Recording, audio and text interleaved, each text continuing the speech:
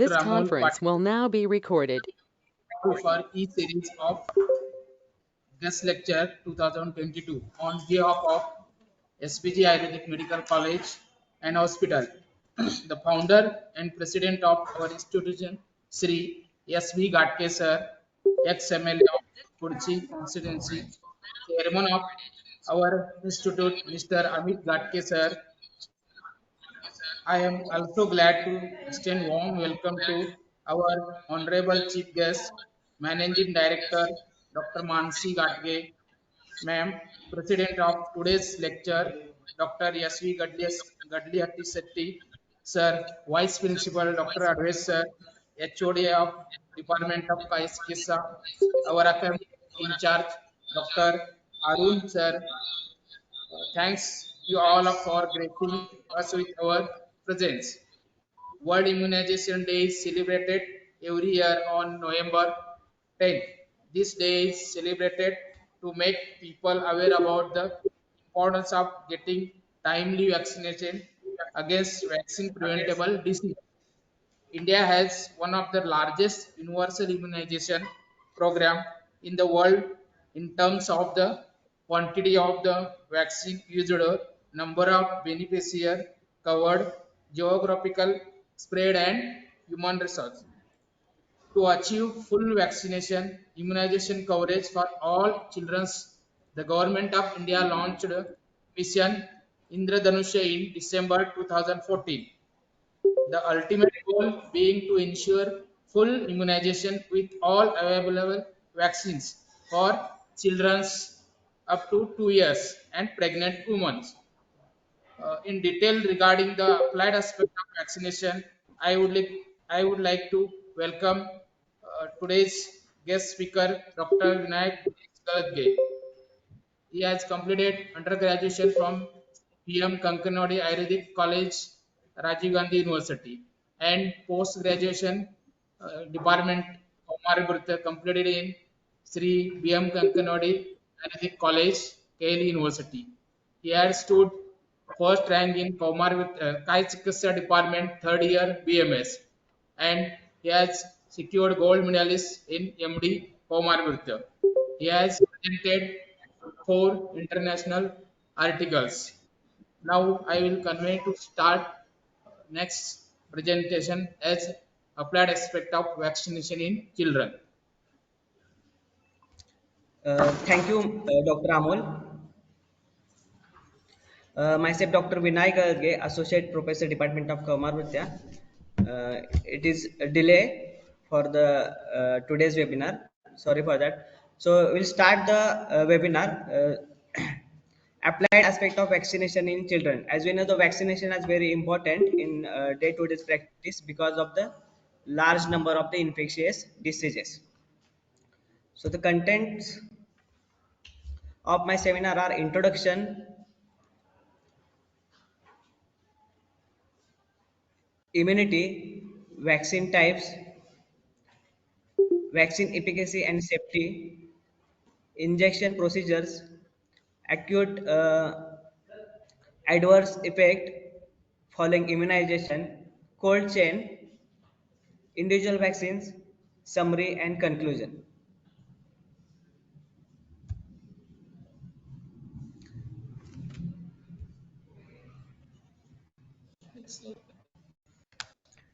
World Just Immunization change Day. the slide. So as yes, sir. World Immunization Day. So it is we all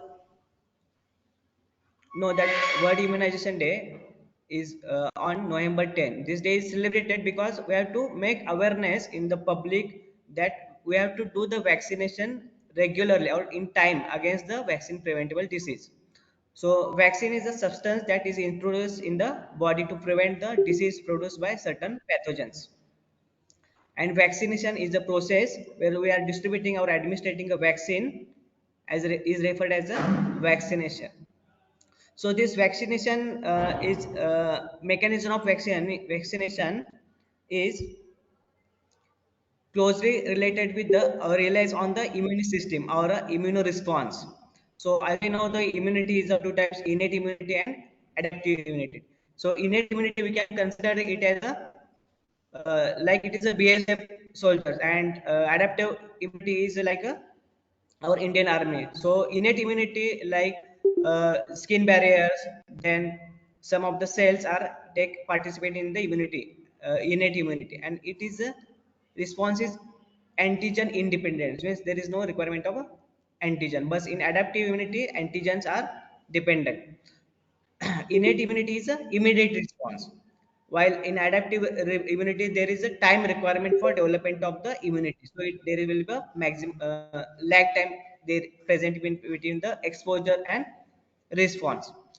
So exposure does not result in the induction of memory cells in the innate immunity. In innate immunity there will be no memory cells, and in adaptive immunity, exposure results in the induction of memory cells. Beta memory cells and T memory cells are helpful in the adaptive immunity.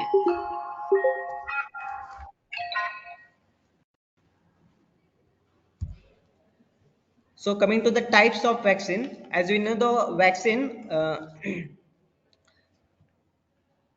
first we have to make the antigen from its virulent to the avirulent form, means toxic to the non-toxic.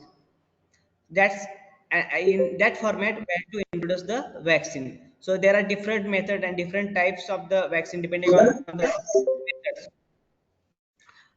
First, live attenuated vaccines. In live attenuated vaccines, total whole organism like any virus or any bacteria is taken, and that is attenuated, means which is not producing any harm. So that part is taken and vaccine is prepared. It is called as live attenuated vaccines. In killed vaccine, the whole organism is taken and that is killed by heating procedure or by radiation like gamma radiation, etc. And in conjugated vaccine, that is the type, the conjugation of the antigen is made with the either sugar or any peptide molecule, and that vaccine is used for vaccination. Another type that is polysaccharide vaccine, where polysaccharide chains, peptide chains are used. The recently newer vaccines are came with the DNA techniques and recombinant DNA techniques. So this total mechanism is depend on the our immune system. So whenever any antigen gets entry in the body, immune cells like beta cells, macrophages, then phagocytic cells, dendritic cells recognize the antigen and they start destroying the antigen by different mechanisms like engulfing or by cell destruction, cell wall destruction, etc. So these are basic idea or principle behind the immunology. So our immune system is very clever and strong. So whenever there is a first exposure, they start to prepare the, they start to make the memory cells by using the thymus and T cells, B cells. So whenever the next time a similar exposure is happen, the memory cells will activate it and destroys the antigen. So this was first uh, explained and came into the practice by the our great scientist, that is Edward Jenner. He used the cowpox antigen and used in the smallpox vaccine. So this was the father of vaccine, that is Edward Jenner. Next, so coming to the vaccine efficacy. Vaccine efficacy. So as you know, we are giving the vaccination, but we didn't know the efficacy. But it protects the individual from the disease at certain level. So this is the ability of a vaccine to protect an individual. It can be assessed through the various trials. So no vaccine provides 100% protection, but it gives the degree of or higher degree of protection from serious sequence or serious diseases. So coming to the herd immunity. So herd immunity means immunity of a population. When you are giving a vaccine in a population, we have to calculate the immunity in the population. The proportion of a subjects with immunity in a given population is called as herd immunity. Herd immunity means immunity of a whole population or community, while herd effect is a reduction of an infection or disease in an unimmunized segment or unimmunized population. It is a herd effect. So this is very important for vaccination studies. That is, herd immunity is different and herd effect is different. Then vaccine effectiveness. Vaccine effectiveness, it is a combination of the vaccine efficacy plus herd effect. It is revealed after the vaccine introduced in the program. Whenever the programs are started, the vaccine effectiveness can be seen. So next, safety of a vaccine. So this is the first questions the parents will ask whether the vaccine is safety or not. Yes, all vaccines are safety, but sometimes there will be serious adverse reaction can be seen. So and the chances are very rare. So rare adverse reactions are extremely rare. Fatal reaction to vaccines are mostly due to the human errors by the administration and not due to the vaccine itself. Coming to the injection route, site, and method. So as you know, there are various types of injection routes. First is subcutaneous route, like measles, MMR, varicella. Mostly live vaccine we can give through the subcutaneous route. Then intramuscular route, like pentavac, diphtheria, hip. So these vaccines should be given in the intramuscular route. So the reason behind the intramuscular injection route is, so dendritic cells. So dendritic cells are very oftenly seen, or in large numbers. Dendritic cells are seen in the intramuscular regions. That's why most of the vaccines are given in the intramuscular route. And these dendritic cells are plays important role in the development of the immunity or as a immunological response. Next, intradermal vaccine, for example, BCG vaccine. Then orally we can give OPV vaccine or rotavirus vaccine. Then intranasal vaccines are also available, like influenza vaccine. So these are the routes and site of vaccination. Now coming to the, for vaccination, we require a proper injection procedure. So sterile technique and injection safety is very essential in case of vaccination or any form of injection vaccines. So always we have to do the hand washing with the 6 steps which are explained by the WHO, or we can use the alcohol based antiseptic hand rubs. So most gloves are not needed all the times. If the patient is susceptible for hepatitis B or any other infectious diseases, then only we have to use the gloves. So needles should be sterile and disposable. So for intramuscular route, we have to penetrate the needle at 90 degrees. This technique is very important. So in children, the muscles are little bit thinner size than the adults. So we have to insert the needle at 90 degrees Celsius for intradermal. And for the subcutaneous level, if you want to inject, then we have to insert the needle in the 45 degree angle. So some rules are there in case of vaccination at the time of injection. Like if multiple vaccines are administered at a single visit, administration of each preparation at different anatomic site is desirable. Means we have to select the different anatomical site for multiple injections. So if you are giving a vaccine on an anterolateral aspect of the thigh for 2 injection, at least 1 inch distance should be made in 2 vaccination sites or vaccination shots. And always we should not use cap single dose vaccine is removed. Change of needle between drawing vaccine and injecting is not necessary. Means if you are using the uh, needle prick, drawing the vaccine from the vial, we should not change the needle for drawing and injecting. We can use single needle. So, and next thing is different vaccines should not be mixed in a single syringe. And lastly, the patient should be observed for the allergic reaction for at least 30 minutes. So there are chances of some minor allergic reaction and some extremely rare severe allergic reaction, and that should be monitored for at least 30 minutes. So severe anaphylaxis reaction are very very rare, but so there may be chances of severe anaphylaxis. So we should be ready, and for that we have to always ready with the anaphylaxis kit. So minor anaphylaxis, minor adverse event like local pain, swelling, temperature, chills. These are very common. So contraindications for the vaccination is a severe allergic reaction to vaccine component or following a prior dose of vaccine. Then encephalopathy occurring after the 7 days of the pertussis vaccination, and severe combined immunodeficiency after a rotavirus vaccine. So these are some contraindications.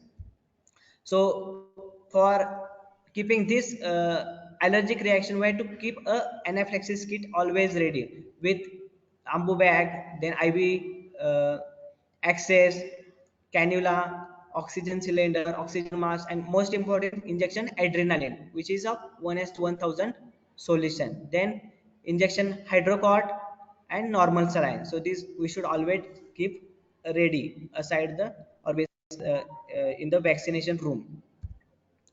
Next, no, we have to know that cold chain is maintained or not. So cold chain is a system where it is start from the manufacturing to the administration side. It is a system of transporting and storage of the vaccine within the recommended temperature from place of manufacture to a point of administration. And it has a component like personnel, that is trained staff is required, equipments are required, and procedure. So we have to follow the proper storage protocols. And the vaccine should be stored at the refrigerated vaccine between 2 to 8 degrees Celsius, and for frozen vaccine the temperature should be minus 15 degrees Celsius or lower. Also this vaccine should be protected from the light.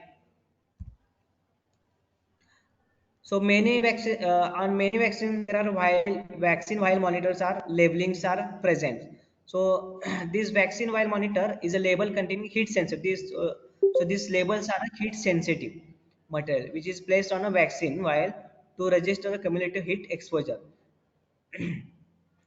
So first marker, that is see the image where the round circle is there, and in between that round there is a square which is of white color. So if the inner circle is lighter than the outer circle and the expiry date is not passed, then we can use the vaccine. So as time passes and as there may be chances of heat, the color may be chances of changes. So at a time, inner square is lighter than the outer side and the expiry date has not passed, the vaccine is useful. So in next stage, if the inner circle is darker or matches to the outer inner square is matches to the outer circle, we should not use the vaccine. And lastly, if the inner square is darker than the outer circle, at that time also we should not use the vaccine. So this is very important, and that should be practiced for every vaccine attender. So coming to the catch-up vaccination, suppose sometimes there may be chances of missed immunization. So at that time, we should ask the parents to we can start the immunization. So we should at that time we should assure our parents, and we can start the restarting of the immunization from. So there is no requirement of starting whole immunization. They can start the catch up, means from later period we can start the vaccination from where it has stopped. There is no requirement of entire series of repeated entire series.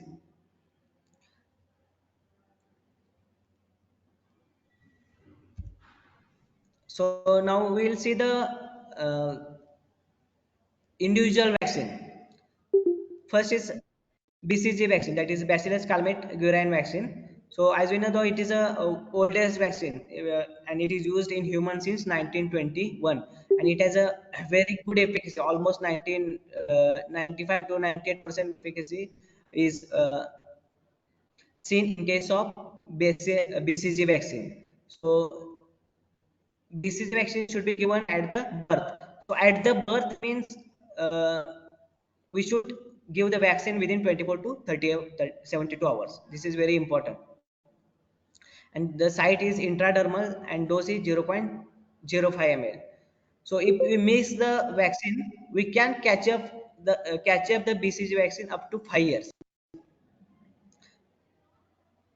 So adverse events we can see is a BCG adenitis, which is seen because of the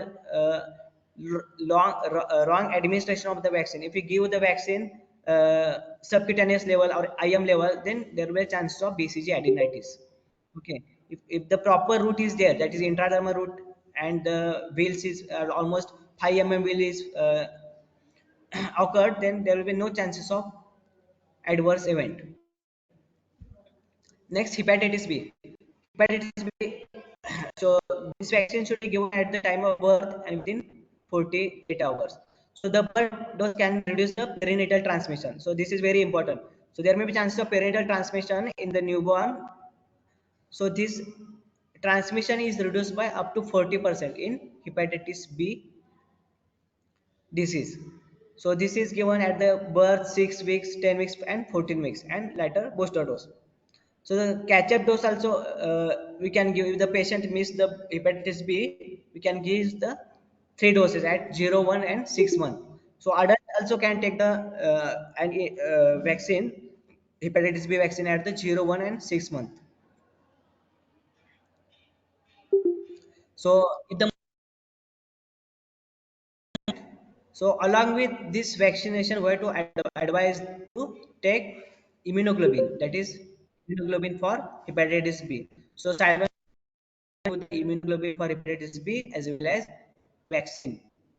So and that this vaccine, so in this case, we have to administer the vaccine within 12 hours. So this is very important. If the mother is positive with the hepatitis B, then at that time the child should be vaccinated within within 12 hours with hepatitis B and as well as IV immunoglobulins. So this reduces the burden of hepatitis B in newborn almost 80 to 90%.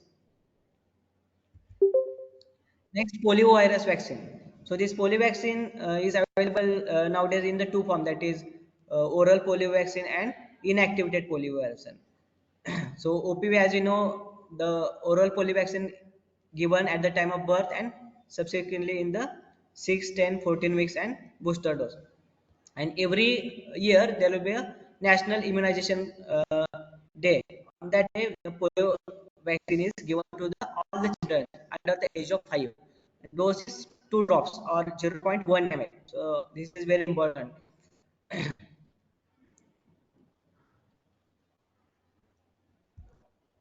Next, Pentavac. Now, recently, government of India has introduced various new vaccines or combination of the vaccines. Previously, they have started with the DPT vaccine. Now, they have introduced DPT, HIV, and hepatitis B. Combination vaccines are given at the age of 6, 10, and 14 weeks. And booster dose is at the age of 1.5 year and 4.5 year. So the route is intramuscular route because mostly these vaccines are made up from the toxins and killed vaccines. The dendritic cells are present in the intramuscular route and there will be much chances of the immunogenicity development.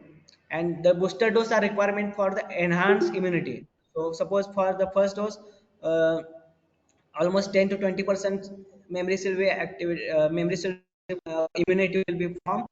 So subsequently, if we given a booster dose, so immunogenicity will be increases up to 80 to 90%. Okay, that's most important for important is of booster dose. So booster dose should not be missed. So catch-up vaccination we can advice in the patient who has missed the vaccination because diphtheria is very dangerous rather than the pertussis. Similarly, HIV, that is HIV meningitis is also dangerous. That's why catch-up vaccination is advised if the patient is missed the vaccination. So, so AEFI, that is adverse event followed immunization in the diphtheria DPT vaccine. is very common.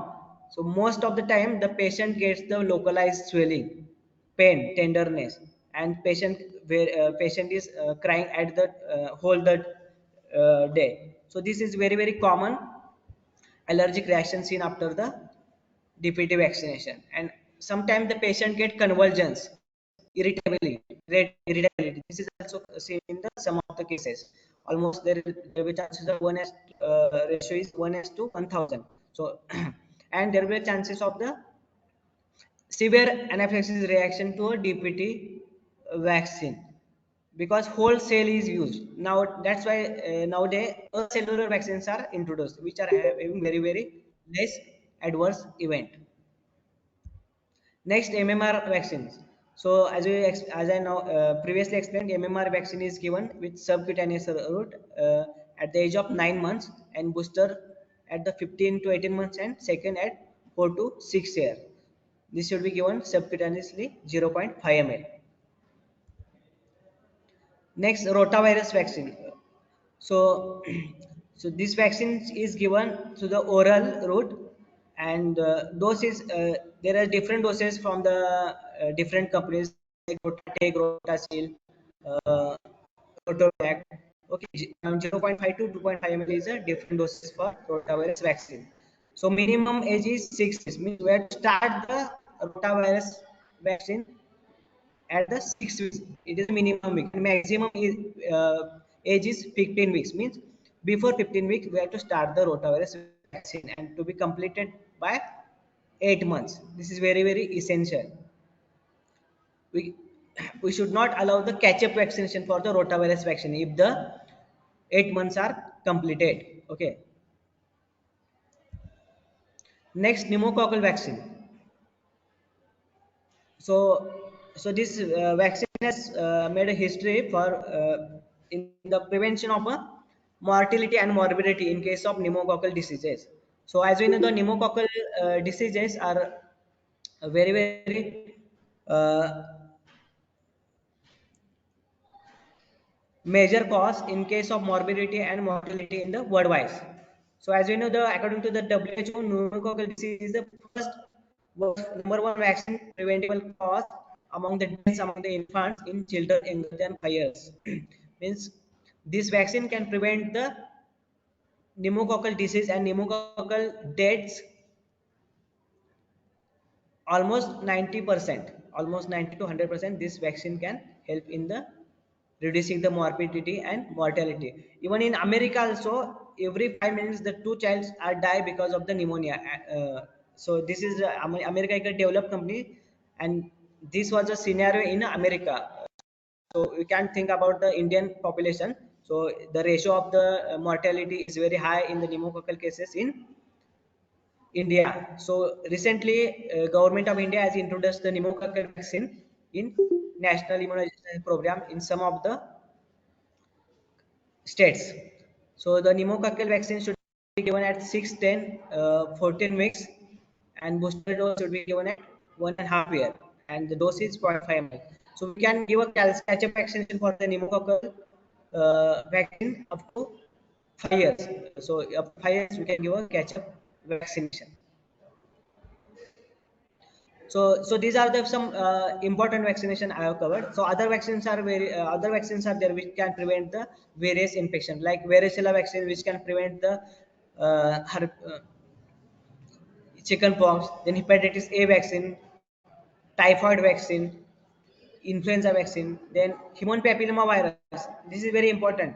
So this was used in case of cervical cancer, human papilloma virus, that is HPV vaccine. So this HPV vaccine is useful to prevent the cervical cancer, and that can be administered after 9 years. 9 years to 13 years is a minimal age for starting of the HPV vaccine. If patient miss this period, then we can offer the vaccination at from 13 to 45 years. Means up to 40 years we can give the HPV vaccine, and along other vaccines like Japanese encephalitis, then um, rabies vaccine. So these are other vaccines which can practice in the children. So these are the some short introduction about the other vaccines. Now now we'll see the general instruction in case of vaccination. So first, vaccination at birth. At vaccination at birth, that is BCG, hepatitis B, and OPV. So this should be given as early as possible, means within 24 to 72 hours. So this is very important. We should not wait for the 7 days, 10 days, etc. That vaccination should be given in time. Then simultaneous multiple vaccination should be advised within 24 hours. If you are giving a multiple vaccination, then that should be given in a particular time, that is within 24 hours. Next, recommended age. Means suppose for DPT vaccine, recommended age is 6 weeks, 10 weeks, 14 weeks. Means the recommended age in weeks here means the completed age, means 6 weeks completed, 10 week completed, etc. Means completed it should be calculated. Next, if you miss the vaccination at a recommended age, then we can give in a subsequent visit. Means suppose the child has missed the vaccination as 14 weeks, then we can ask the patient to come in the next visit, and we have to give the subsequent uh, particular vaccine. Two live vaccines are not recommended at the same day. So so live vaccine should not be given simultaneously, and almost 4 weeks gap should be maintained in between two vaccines, and any interval is kept between the live and inactivated vaccine. But for minimum interval between two inactivated vaccines is usually 4 weeks. Means 1 month should be a gap should be maintained in between two inactivated vaccines. Next, vaccine dose administered 4 days before the minimal interval or age can be counted as a valid. Means suppose the vaccination due date is on 20 and the patient has come on the 16th, and then we can give the vaccine because for 4 days prior is a, we can count it as a valid. Uh, Lastly, we come to the summary and conclusion. So vaccination plays an important role in preventing the vaccine preventable infectious diseases.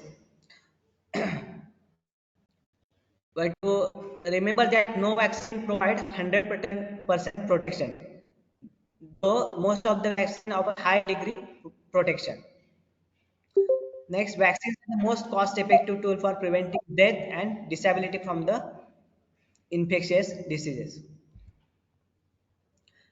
So this picture will temple of vaccinia. So this is a site where the Edward Jenner gives the vaccine to a public, which is a free cost. So that was happened in smallpox. Smallpox area means when the smallpox diseases came at that time, Edward Jenner had given the smallpox vaccine free of cost to the all the society, and this is a called as a temple of vaccinia. Okay, thank you.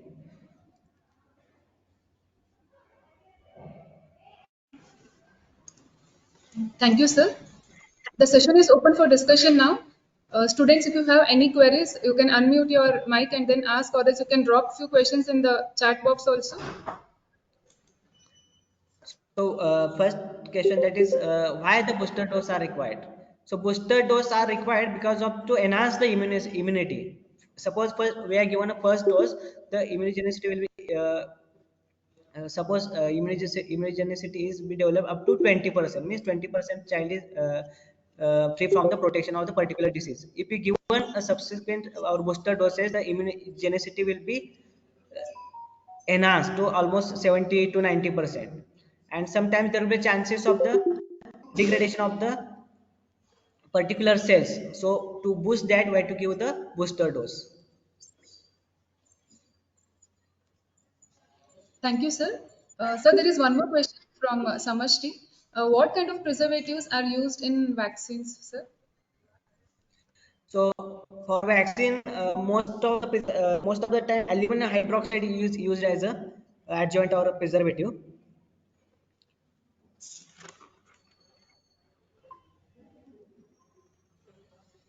Thank you, sir. Any more questions? So there is one more question. Sir, can vaccines Yes. overload child's immune system, sir? The question is, can vaccines overload the child's immune system, sir? No, no.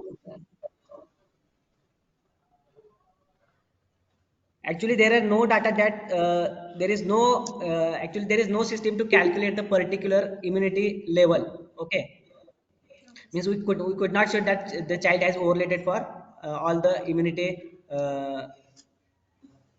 which is developed because of the vaccine. Suppose we be not given the vaccine, there may be chances of the natural infections also. So at that time, the patient get the so naturally the patient develops the immunity. So we can't say the that is overload of the immunity because of the vaccination.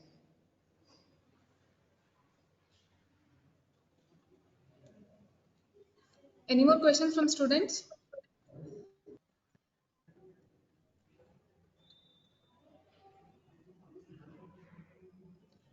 Sir, one more Yes, sir. question. Yes, as I previously, we can give a more vaccine. Means simultaneously we can give a two vaccines. Suppose we are giving the pentavac vaccine. Similarly, with along with pentavac vaccine, we can give a pneumococcal vaccine, then rotavirus vaccine. So we can give the vaccine, but the time duration between the similar vaccines should be at least 1 month, at least 4 weeks, and we should not give the live vaccine simultaneously. Exception is OPV and rotavirus vaccine. If you are giving the two vaccine, the sites should be at least 1 inch apart from each other.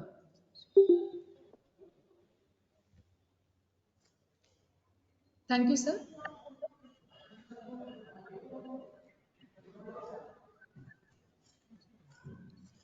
Thank you, sir, for the wonderful time spent together over the past 1 year, enriching us and enhancing the knowledge of applied aspect of vaccination in children. Special thanks to our enthusiastic delegate for their active participation, without whom this session would not be successful.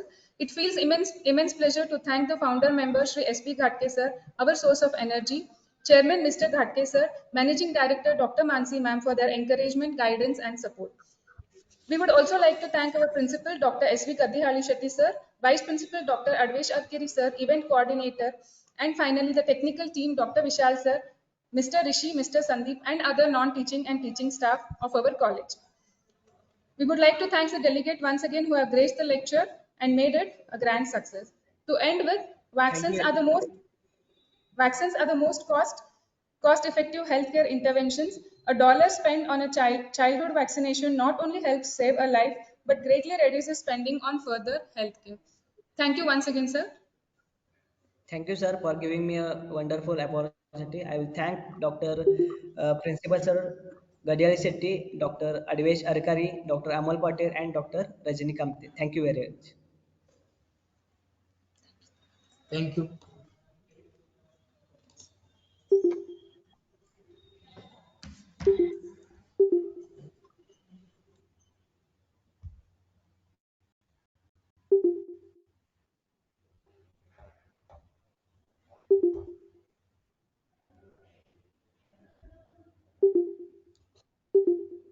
आज laptop आणायला पाहिजे अगोदर पहिल्यांदा.